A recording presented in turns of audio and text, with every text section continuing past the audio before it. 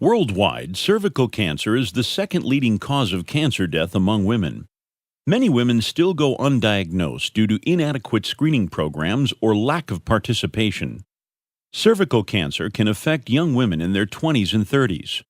Screening methodologies are available to identify women at risk. These methodologies are based on testing for high-risk HPV types. High-risk HPV infection is a necessary cause of cervical cancer and provides a high degree of confidence that women who are negative for high-risk HPV will not go on to develop cervical cancer.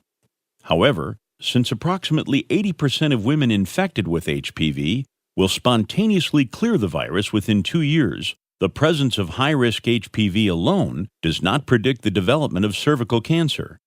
Depending on the population being screened, only 3 to 10% of women infected with high-risk HPV will develop precursors of cervical cancer or SIN2+. New tests are needed to improve the specificity of high-risk HPV screening. In summary, worldwide, cervical cancer is the second leading cause of cancer death among women.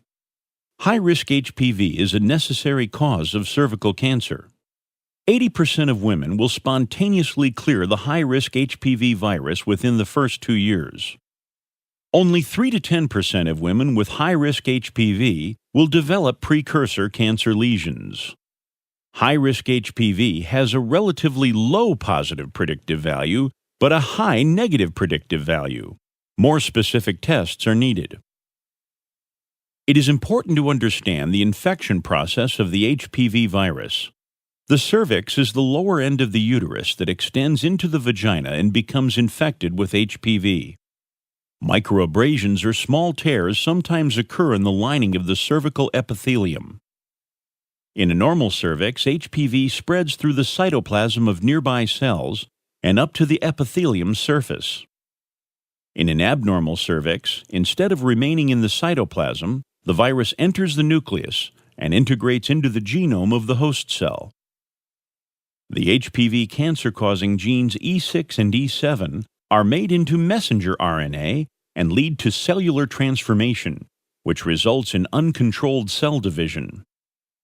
Abnormal cells expressing large quantities of E6 and E7 mRNA multiply from the basal layer of the epithelium, which would be categorized as SIN1, then through the lower half of the epithelium, or SIN2, and ultimately through the entire thickness of the epithelium, or SIN3. Invasive cervical cancer ensues when abnormal cells break through the basal membrane.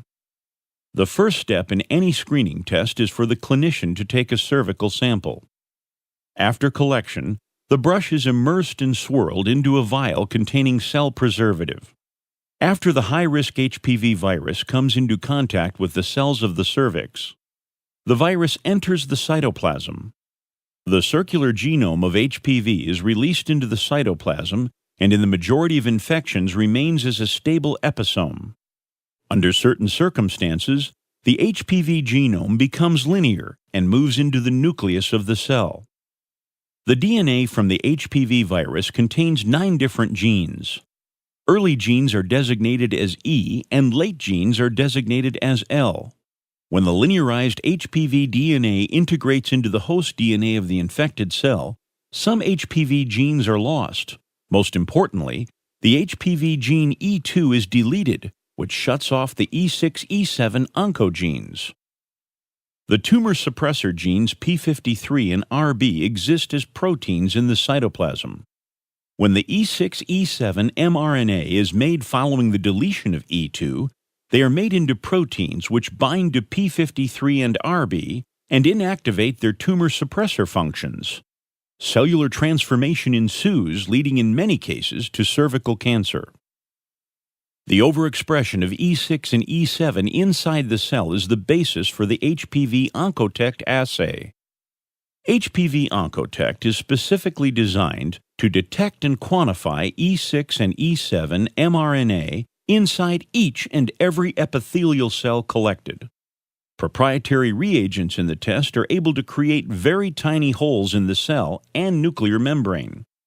This then provides the avenue for the target reagents to attach to the E6-E7 mRNA.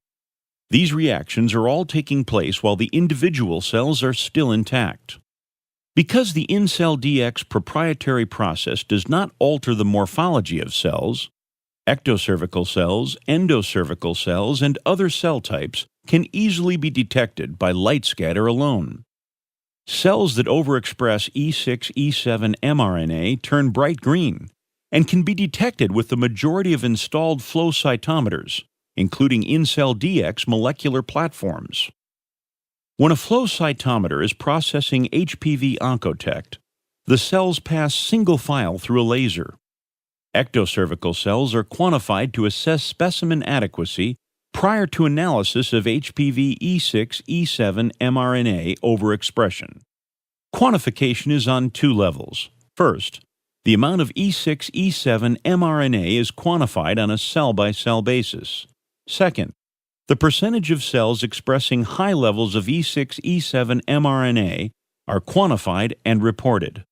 The presence and degree of cervical lesions correlates with the quantification of cells expressing high levels of E6, E7 mRNA. The HPV Oncotect patient report provides an assessment of cellular adequacy in addition to whether the degree of E6, E7 mRNA overexpression is high enough to correlate with a treatable, high-grade lesion by biopsy. If the patient does exceed a certain threshold of E6, E7 mRNA overexpression, the result will reflect a positive.